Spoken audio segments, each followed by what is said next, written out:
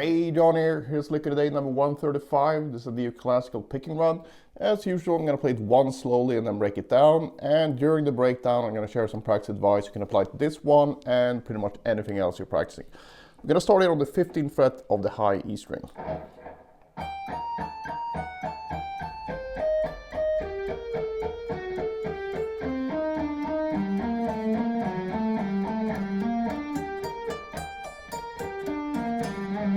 Right, this one is based on the G harmonic minor scale, and the harmonic minor scale is just like a natural minor scale, but you have a natural 7 instead of a flat 7, which might sound confusing since it's called natural minor and harmonic minor, but that's the difference. So we have 1, 2, flat 3, 4, 5, flat 6, and then instead of a flat 7, we have a natural 7, and that pulls us back to the root stronger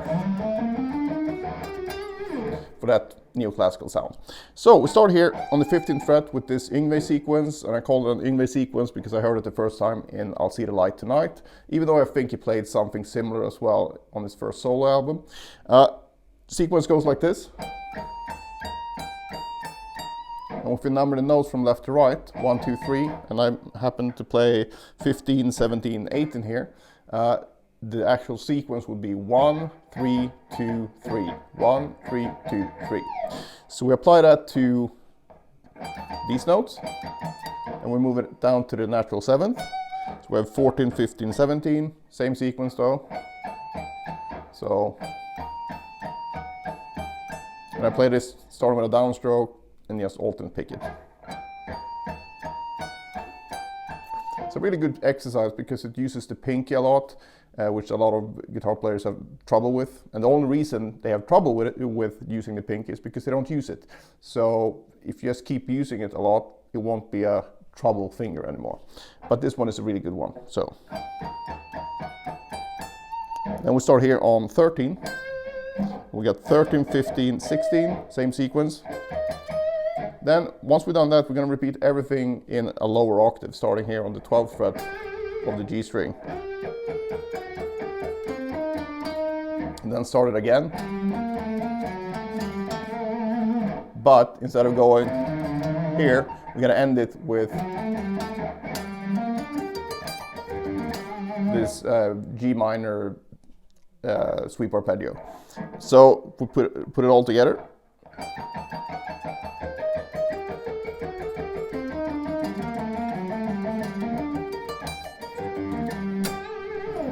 And practice-wise here, I would really focus on getting this sequence down. And it's basically 2 fingerings you're going to be using. And that's going to be 1, 3, 4 or 1, 2, 4. And that goes for pretty much any scale shape you're going to use as well. I know there's some weird shapes where, you know, like Hungarian minor or whatever, where you need to use, you have 2 half steps in a row. So it's not a bad idea to work on this mechanically. So do the 1, 2, 3, 1, 2, 4, 1, 3, 4, 2, 3, 4, and just do it like this. So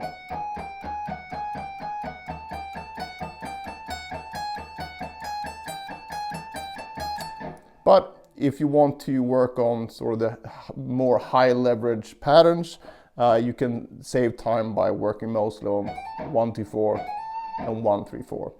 I suggest you do all 4 of them though, but if you have less time and you want to make sure you only work on the most usable things, I think your best bang for the buck would be to go become comfortable with 1, 3, 4 and 1, 2, 4. And just work that all over the neck, or just take it through whatever scale you're working on. So if I do this in A minor, for example, start down here.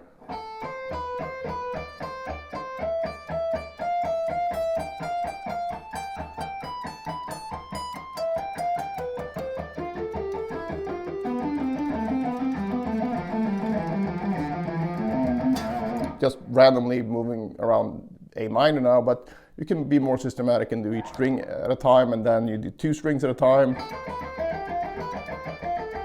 and whatever you can come up with. They even do, you know, do more string skips and whatever, but you're basically still working on that one pattern. So that's a really good one to be comfortable with. And as far as the sweep arpeggio, I think if you can do the sweep arpeggio, you probably need to work on the transition still. So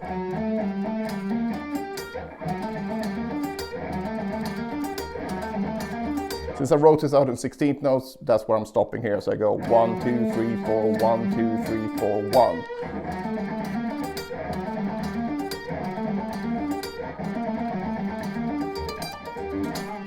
So you get the transition done.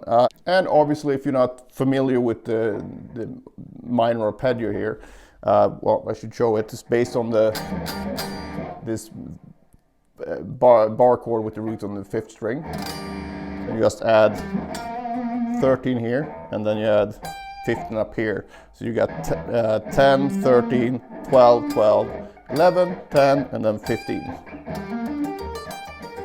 And the way that I pick it is a downstroke, hammer on, down, down, down, down, up, pull off, up, up, up, up, down. And I do this so I can basically, if you look at when I change direction, I'm waiting with my pick here below the B string. And that really helps you with the security of the right hand instead of doing this. And sort of waiting up here and then do the pull off and then have to hit the B string at speed. So if I do it this way, I'm always in contact with the string and it's way easier to be accurate. So that's a tip for you when it comes to the sweep picking stuff. And besides that, just take your time with the sweep picking stuff, because no one is fooled if you do like, and you don't hear the notes in the middle. So make sure you get that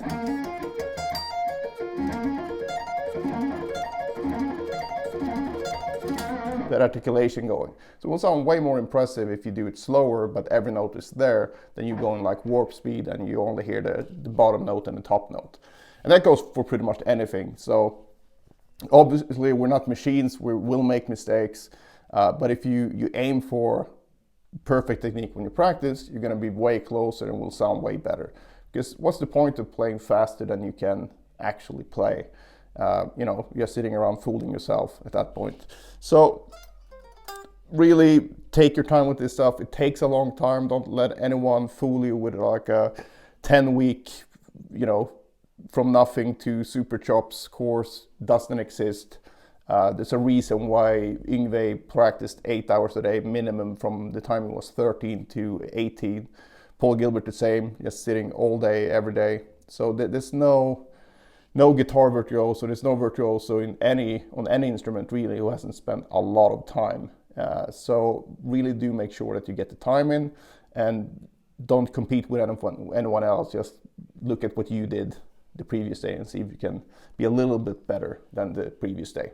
So if you have any questions, you know where to find me. You can just post them down below. Otherwise, I hope you enjoyed this one and see you in the next one.